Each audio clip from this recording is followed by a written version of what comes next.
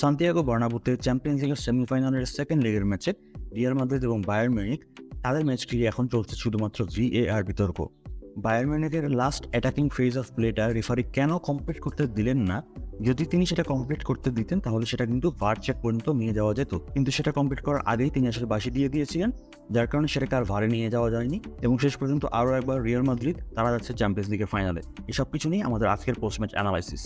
আসসালামু আলাইকুম and welcome to outside the box analysis. Usually যদিও আমরা ম্যাচগুলো নিয়ে ট্যাকটিক্যালি অ্যানালাইসিস করার চেষ্টা করে থাকি, তবে আজকে সেই ট্যাকটিক্যাল অ্যানালাইসিসে যাওয়ার আগে আমরা একটু ভার নিয়ে কথা বলার চেষ্টা করব। ম্যাচে যখন রিয়াল মাদ্রিদ 2-1 গোলে এগিয়ে গেল এবং একদম অ্যাডেড টাইমের 9 মিনিটে যখন শেষ হয়ে গেল তখন আরও 2 মিনিট অ্যাড করা হয়েছিল।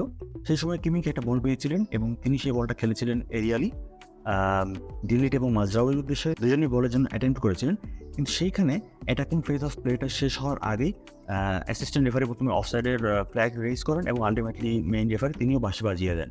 কিন্তু এইসব ক্ষেত্রে আসলে নিয়মটা কি? যখন আপনি গোল স্কোরিং অপরচুনিটির কাছাকাছি থাকবেন, সেক্ষেত্রে যদি কোনো অফসাইডের চান্স থেকে থাকে, সেক্ষেত্রে যদি ক্লিয়ার অফসাইড হয়ে থাকে তাহলে আপনি আপনার assistant referee offside flag raise করতে পারেন, তার ফ্ল্যাগ রেজ করতে পারেন এবং মেইন রেফারি সেখানে বাঁশি বাজিয়ে খেলা থামিয়ে দিতে পারেন। কিন্তু যদি কলটা ক্লোজ হয়ে থাকে, ইন দ্যাট কেস তাদের প্রতি ইনস্ট্রাকশন দেওয়া আছে, যেহেতু ভার আছে এখন, তো তাদের কাছে ইনস্ট্রাকশনটা দেওয়া আছে যে অ্যাটাকিং ফেজ অফ প্লেটাকে কমপ্লিট করতে দাও। তো ধরেন যে বলটা গোল হয়ে গেল অথবা বল গোল লাইন অতিক্রম করে চলে গেল, বল আউট হয়ে গেল, সো অ্যাটাকিং ফেজ অফ প্লেটা যখন কমপ্লিট হয়ে যাবে তখন আপনি আপনার অফসাইড, আপনি যদি ডিসাইড করে থাকেন যেটা অফসাইড চেক, তাহলে তখন আপনি অফসাইডের জন্য ফ্ল্যাগ রেজ করতে পারেন, কিন্তু তার আগ পর্যন্ত আপনি খেলাটাকে চলতে দেন। কিন্তু যদি বাঁশি বাজিয়ে দেওয়া হয় তাহলে কিন্তু সেটা আর ভারে চেক হবে না। সো এই জন্য যখন কিমিকে বলটা খেলেছিলেন মাজরাউই এবং ডিলিটের জন্য, হতে পারে সেটা অফসাইড, হতে পারে সেটা অফসাইড না, কারণ এখানে ডিলিট হয়তো একটু অফসাইড পজিশনে ছিলেন, মাজরাউইর অফসাইড পজিশনে ছিলেন কিনা সেটা একদম ক্লিয়ারলি বোঝা যাচ্ছে না আলটিমেটলি আপনি যদি লাইন না টানেন। কেননা রুডিগারের পাটা কোথায় ছিল, মাজরাউইর হাঁটুটা কোন জায়গায় ছিল, এই জিনিসগুলো আলটিমেটলি চেক করার ব্যাপার রয়েছে। এবং আলটিমেটলি এটা যদি ভারে যেতেও, even in that case referee হয়তো এটাকে অফসাইড করে ফেলতেন ডিলিটের জন্য হলেও, কারণ ডিলিট অফসাইড পজিশনে ছিলেন। সো ডিলিট এবং মাজরাউই দুজনে কিন্তু বলের জন্য গিয়েছেন, তো সেটাকে রেফারি হয়তো ইন্টারপ্রেট করতে পারতেন যে ডিলিটে বল অ্যাটেন্ড করেছেন, সো এটা অফসাইড হয়তো করতে পারতেন। কিন্তু আপনাকে তো সেই পর্যন্ত যেতে দিতে হবে, দ্যাট মিনস আপনাকে খেলাটাকে কন্টিনিউ রাখতে হবে, অ্যাটাকিং ফেজ অফ প্লেটাকে চলতে দিতে হবে। যদি এটা গোল হয় বা বল আউট হয়ে যায় তখন আপনি থামাতে পারেন, তখন আপনি বারে গিয়ে চেক করতে পারেন। বাট এখানে মিস্টেক করেছে দুজন, প্রথমত অ্যাসিস্ট্যান্ট রেফারি এবং দেন মেইন রেফারি। প্রথমত অ্যাসিস্ট্যান্ট রেফারি তিনি সাথে সাথে ফ্ল্যাগ রেজ করে ফেলেছেন, তার উচিত ছিল অ্যাটাকিং ফেজ অফ প্লেটা কমপ্লিট হবে দেন তিনি ফ্ল্যাগ রেজ করবেন তার কাছে যদি এটা অফসাইড মনে হয়ে থাকে। এবং দ্বিতীয়ত অ্যাসিস্ট্যান্ট রেফারি ফ্ল্যাগ রেজ করলে তো মেইন রেফারি তো বাঁশি বাজিয়ে দিতে হবে, ব্যাপারটা কিন্তু তা না। মেইন রেফারি কিন্তু চাইলে খেলাটাকে কন্টিনিউ রাখতে পারতেন, বাঁশিটা নাও দিতে পারতেন। বাট মেইন রেফারি এখানে আরও একটি ফল্ট করেছেন, সেটা হলো তিনি সাথে সাথে বাঁশি বাজিয়ে দিয়েছেন। এবং টু বি অনেস্ট আমার কাছে ব্যক্তিগতভাবে মনে হয়েছে যে মেইন রেফারি, অ্যাসিস্ট্যান্ট রেফারি ভার তারা কিন্তু কথা বলেন, নিজেদের মধ্যে কমিউনিকেশন করেন খেলা চলাকালীন সময়।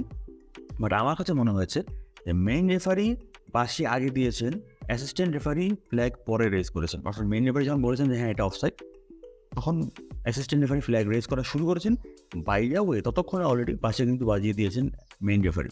তো it seemed like they were very confident that it was offside. But এরকম একটা ক্লোজ করলে এত কনফিডেন্সের সঙ্গে দেখানোর কিছু নাই।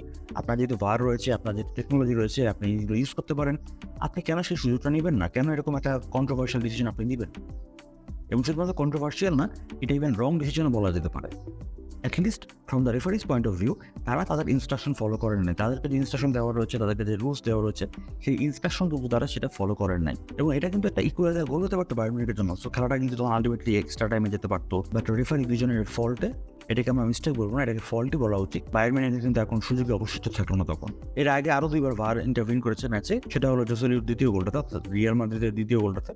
সেখানে আমরা যখন দেখেছিলাম কর্নার থেকে যখন রিয়াল মাদ্রিদ অ্যাটাক করছিল, পরবর্তীতে সেখান থেকে যখন নাচোর কাছে বল আসলো তিনি রুডিগারকে খেলেছিলেন। প্রথমত মনে হচ্ছিল রুডিগার অফসাইড কিনা, না রুডিগার অফসাইড ছিল না। এবং পরবর্তীতে রুডিগার যখন ক্রস করলেন জোসেলুর উদ্দেশ্যে, তখন মনে হচ্ছে জোসেলু অফসাইড কিনা, তখন দেখা গেল না জোসেলু বল থেকে পিছনে ছিলেন। দ্যাট মিনস সেখানে অফসাইড হওয়ার কোনো সুযোগই নেই। তো অ্যাসিস্ট্যান্ট রেফারি এবং মেইন রেফারি তারা কিন্তু অফসাইডের জন্য বাঁশি বাজিয়েছিলেন গোল হওয়ার পরে।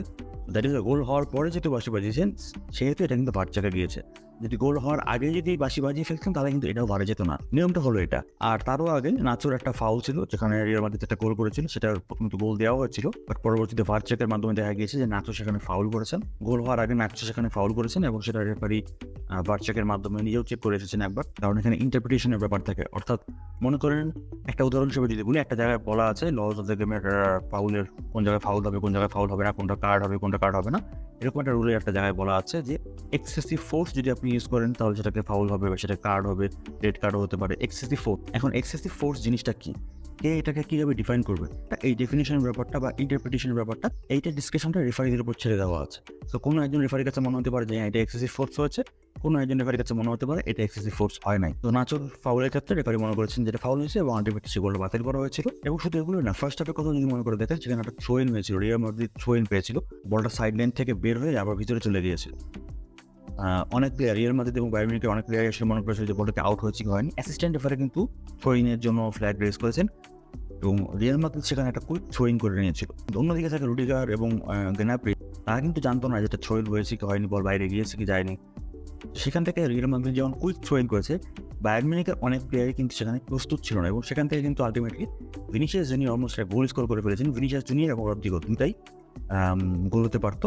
সো সেটাও যদি গোল হতো তাহলে সেখানে একটা বিতর্ক তৈরি হতো। বাট এখানে নিয়মটা হলো এরকম অনেকটা, যদি কোনো সময় মাঠে দুটো বল একসাথে চলে আসে তাহলে সেটা যদি কোনো কারণে খেলা ইন্টারভিউ না করে, ডিস্টার্ব না করে, তাহলে রেফারি খেলা কন্টিনিউ রাখতে পারেন। যেহেতু এই বলটা অনেক দূরে ছিল, মাঠের অনেক দূরে ছিল, রুডিগারের পাশে ছিল, সো রেফারি হয়তো মনে করেছেন বলটা ভিতরে চলে এসেছে কিন্তু বলটাকে বের করে দেওয়া হলো, সো এক্ষেত্রে খেলা কন্টিনিউ হতে পারে। তো এটা রং ডিসিশন না, বাট এটা কন্ট্রোভার্সিয়াল ডিসিশন, বিশেষ করে বায়ার্ন মিউনিখের প্লেয়ারদের জন্য এটা খুব আনফেয়ার হয়ে যেতে পারতো। এনিওয়ে, অনেকক্ষণ ভার নিয়ে কথা বলা হলো, এবার আমরা একটু ট্যাকটিক্যালি যদি যাই। ট্যাকটিক্যালি খুব বেশি কথা আমরা আজকে বলবো না, বাট খুব সংক্ষেপে যদি বলি, রিয়াল মাদ্রিদ এবং বায়ার্ন মিউনিখ তারা দুটি দলই তাদের নিজেদের ইনস্ট্রাকশন অনুযায়ী তারা কিন্তু খুব ভালোই খেলেছে এবং তাদের সেই ইনস্ট্রাকশন অনুযায়ী এবং তাদের সেই প্লেয়িং স্টাইল অনুযায়ী তারা কিন্তু বেশ ভালো কিছু চান্স ক্রিয়েট করছিল। দুই দলই, বায়ার্ন মিউনিখ কিছু ক্লিয়ার চান্স তৈরি করেছে, রিয়াল মাদ্রিদে বেশ কিছু ভালো ক্লিয়ার চান্স তৈরি করেছে।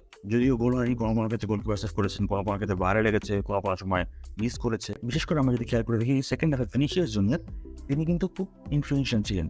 ফার্স্ট হাফে তিনি অনেকটা সেন্ট্রালি খেলছিলেন বা হাফ স্পেসগুলোতে খেলছিলেন, বাট সেকেন্ড হাফে তিনি চলে যান উইংয়ে, লেফট ফ্ল্যাঙ্কে তিনি চলে যান, ওয়াইড এরিয়াগুলোতে খেলা শুরু করেন এবং সেখান থেকে তিনি কিন্তু অনেকগুলো চান্স ক্রিয়েট করছিলেন, একটা ইন্ডিভিজুয়াল স্কিল দিয়ে কিন্তু অনেকগুলো চান্স তৈরি করছিলেন এবং আলটিমেটলি রিয়াল মাদ্রিদ যে প্রথম গোলটা করলো সেখানেও তারই একটা শট ছিল, খুব নর্মাল একটা শটই আসলে ছিল। নয়ারের জন্য খুব ইজি সেভ হওয়ার কথা, বলটা যদি বাউন্স করে এসেছে, হাফ বডি বল বাউন্স করে এসেছে। নয়ার পুরো ম্যাচ জুড়ে কিন্তু খুবই ভালো খেলেছেন, অনেকগুলো সেভ করেছেন এবং শুধুমাত্র বল সেভ করার ক্ষেত্রে বলছি না, বরং বল ডিস্ট্রিবিউশনের ক্ষেত্রেও তিনি কিন্তু অনেক হেল্প করছিলেন বায়ার্ন মিউনিখকে রিয়াল মাদ্রিদের প্রেসিং এর এগেইনস্টে। এই ধরনের বল সিম্পলি আসলে গোলকিপার রিসিভ করে ফেলার কথা, ধরে ফেলার কথা, কিন্তু বলটা হয়তো একটু ফাস্ট এসেছে, তিনি হয়তো বাউন্সটা হয়তো অ্যাডজাস্ট করতে পারেন নাই এবং এক্ষেত্রে ইম্পর্টেন্ট হলো তার মিস্টেক তো রয়েছে, ঠিক আছে, বাট এখানে ইম্পর্টেন্ট আরেকটা বিষয় হলো জোসেলুর স্ট্রাইকার ইনস্টিংক্ট, অর্থাৎ তিনি মনে করেছেন যে আমাকে বলে অ্যাটাক করতে হবে, বলটা যদি রিবাউন্ড আসে, এই যদি কারণে তিনি আসলে বলে অ্যাটেন্ড করেছেন, তিনি কিন্তু শেষ পর্যন্ত গিয়েছেন, যদি নয়ের হাত থেকে বলটা ছুটে যায় তিনি যেন সেকেন্ড বলটা পান এবং আলটিমেটলি সেটাই হয়েছে, তিনি সবার আগে সেকেন্ড বলটা পেয়েছেন এবং এই গোলটা দিয়ে রিয়াল মাদ্রিদ কিন্তু ম্যাচে ব্যাক করে। সো পুরো ম্যাচ জুড়ে ভালো খেলার পরও নয়ারকে কিন্তু আলটিমেটলি অনেক বড় একটা দায় নিতে হচ্ছে বায়ার্ন মিউনিখের এই পরাজয়ের পেছনে।